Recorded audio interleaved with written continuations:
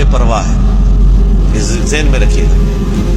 مجھے اللہ تعالیٰ کی جس صفت سے ڈر لگتا ہے نا وہ اس کی غنی ہونے کی صفت ہے. جب اس کو پرواہ ہی نہیں ہے تو سر پھر آپ جو مرضی کریں, اٹھا کے پھینکے گا دوزخ میں, چیختے رہیں گے, اسے پرواہ ہی نہیں.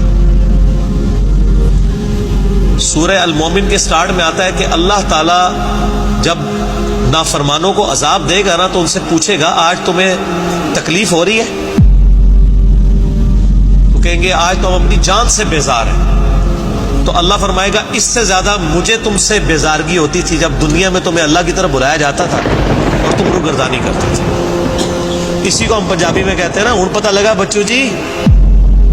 بچے آپس میں جب کرتے ہیں اور اللہ تعالیٰ بے نیاز ہے, اسے پرواہ کسی کی نہیں ہے, لیکن اپنے نافرمانوں کے بارے میں وہ اتنا سٹرکٹ ہے کہ وہ کہہ رہے ہیں کہ اب پتہ چلا.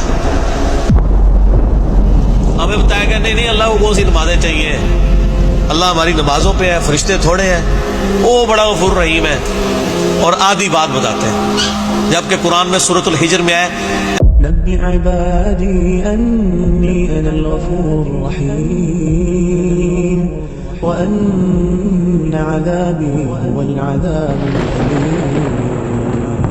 اے نبی الاسلام میرے بندوں کو خبر دے دو